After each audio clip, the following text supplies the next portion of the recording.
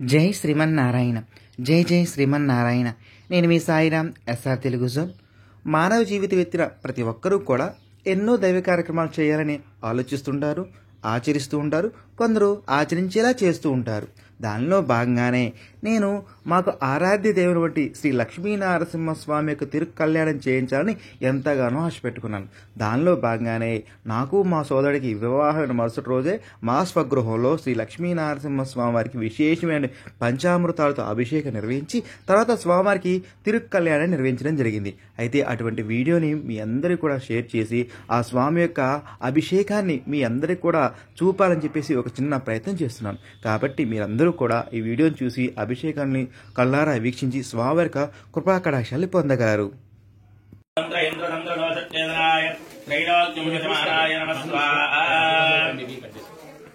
ఓం శ్రీశైలకాండాయ కాచవాన్వేదం జాతం శ్రీమతే నారాయణ శ్రీమతే రామాయ శ్రీమన్నారాయణ శరణం ప్రపద్యే.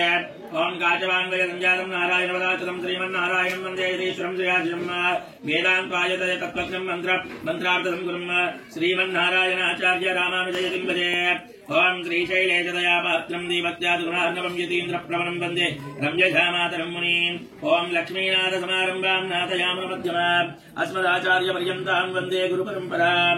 ఓం యో నిత్యమచ్యుతపదాం విజయత్మరుక్మాన్ వ్యామోహతస్తరీతరాణి జ్ఞాయ మేనే అస్మద్గురోర్భగవతోస్య దైకసింధోః రామానుజస్య చరణౌ శరణం ప్రపద్యే.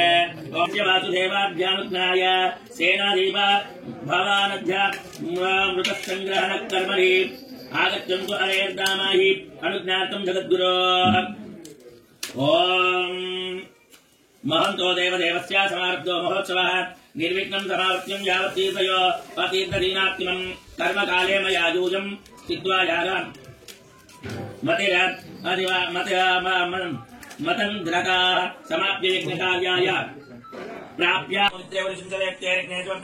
ఆవో భాయిదం సర్వం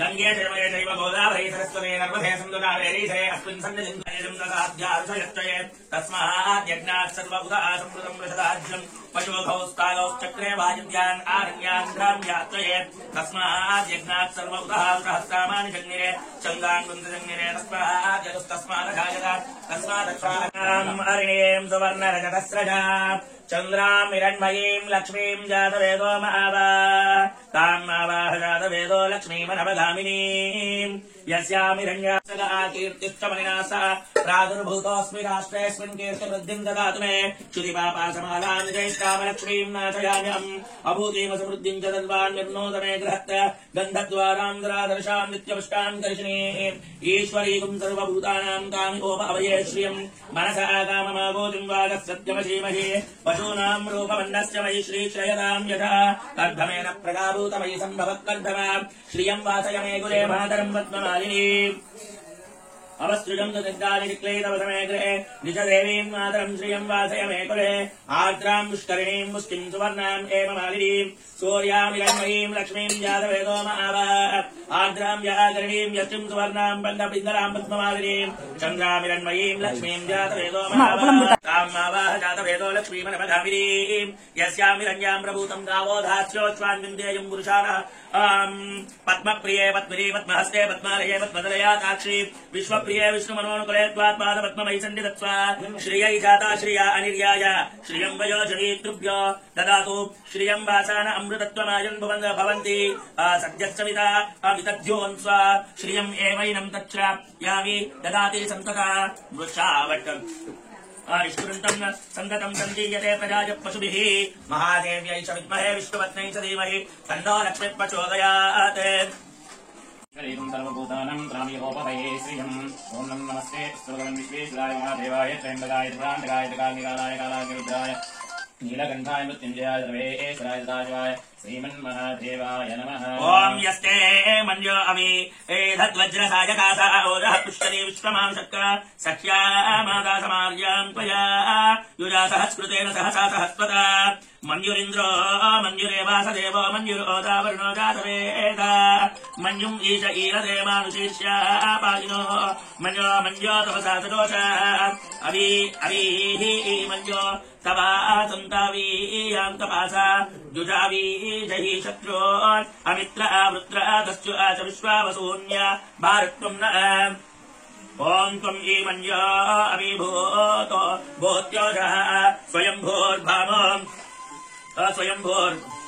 स्वयम्भोर्भामो अभिमाति शाः विश्वचर्चयितोरीसः प्रचेतः तम् त्वा मन्यो मनो मन्यो अक्रतुर्जिः अलां स्वाम् तनोर्बलदेयाय मे अयम् ते अस्म्याप मेह्यर्वाक् प्रतीचीनः सहूरे विश्वदाय मन्यो वज्रिन्नवि मम ववृतस्वाहा हानवादस्योरूतबोध्यवे अभिप्रेयी दक्षिणातो भावमेधा पुत्राणि जङ्गनावाभुरी जुहोमिते धरुणम् मध्वो अग्रभूवा उपांशो प्रथमापि भाव त्वया मन्यो सरतामानुजन्तो अर्चमानातो गृहीतामरुत्वः दिग्मेषाव आयुधा संशीषान अभिप्रायन्तो नरो अग्निरूप अग्निरीव मन्यो त्विशद आसहस्वसेना निर्नः सऊरे उदा एदि अत्वाय शत्रून् विभजस्व वेद ओजो विमानो विमृतो नुधस्व ॐ सहस्वमन्यो अभिमातिर्मस्मे रुजन्मृणन् प्रमृन् प्रेहि शत्रुन् उग्रन्ते पाजो नन्वरो रुद्रे वशी वचन्नया स एकतत्त्वम् एको बहूनामसि मन्यो विरीतो विषम् यूधये संशीषादीमुदान्वितम्